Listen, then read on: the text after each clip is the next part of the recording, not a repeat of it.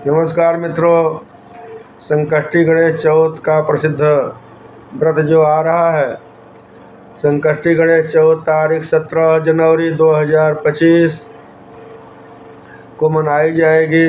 संकष्टी गणेश चौथ का बहुत ही इंतज़ार रहता है, कब आए स्त्रियां इसके व्रत को करती हैं। संकष्टी गणेश चतुर्थी का व्रत संतान के लिए किया जाता है, संतान के सारे कष्टों के हरता है, संतान की आयु को बढ़ाने वाला होता है। जिस घर में संतान नहीं होती है उसके लिए भी व्रत किया जाता है, इसके करने से संतान की अवश्य प्राप्ति होती है। अतः यह संतान के लिए लोक प्रसिद्ध बहुत ही उत्तम व्रत है, जिसको स्त्रियां बड़े ही इंतज़ार के साथ इंतज़ार करती रहती हैं और इस व्रत को बहुत ही नियम से मनाती हैं। इस व्रत को करने से उनके मनोकामना की पूर्ति भी होती है, संतान की प्राप्ति भी होती है। यह व्रत कैसे करना चाहिए? इस व्रत को करने के लिए प्रातःकाल ही संकल्प करना चाहिए कि मैं आज संकष्टी गणेश चौथ का व्रत करूंगा। भगवान गणपति के प्रसन्नता के लिए, भगवान शिव पार्वती के आशीर्वाद के लिए, संतान की कामना से इस व्रत को कर रहा हूँ, जिससे हमारे संतान की आयु की वृद्धि हो, संतान को बल बुद्धि की प्राप्ति हो।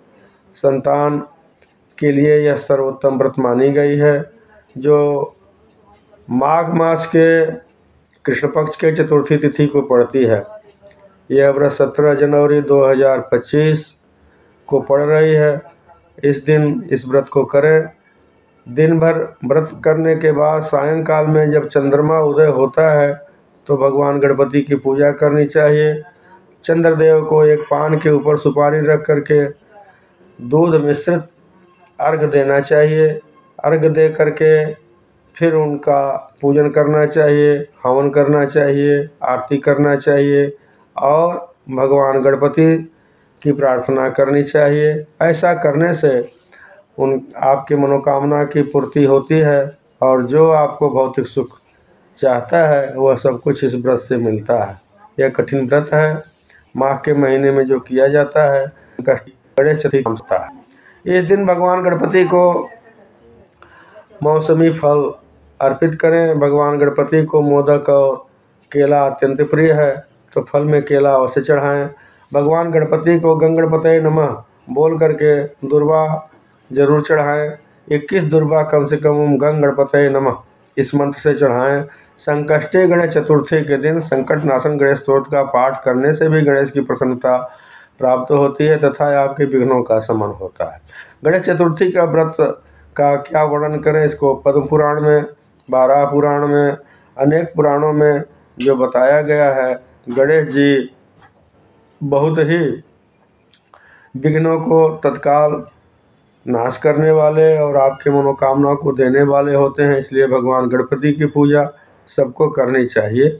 और व्रत ना कर सकें तो इस दिन किसी भी भगवान गणेश जी के मंदिर में जा कर के भगवान गणपति की पूजन आराधना करें, जिसके करने से आपको गणेश जी की कृपा अवश्य प्राप्त होगी।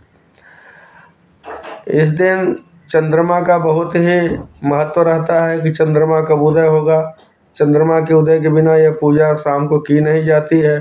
तो चंद्रोदय का समय काशी विश्वनाथ पंचांग के अनुसार रात्रि में 8:48 से हो रहा है। रात्रि 8:48 के बाद से पूजा करना चाहिए और चंद्रदेव को अर्घ्य देना चाहिए। इस प्रकार से गणेश संकष्टी का व्रत करें और व्रत करने से भगवान गणपति की कृपा अवश्य प्राप्त करें। मनोकामना आपकी पूर्ण होगी। गणेश चतुर्थी का व्रत करके अपने को धन्य बनाएं, मानव जीवन को धन्य बनाएं। भगवान गणेश का आशीर्वाद प्राप्त करें। बहुत बहुत धन्यवाद।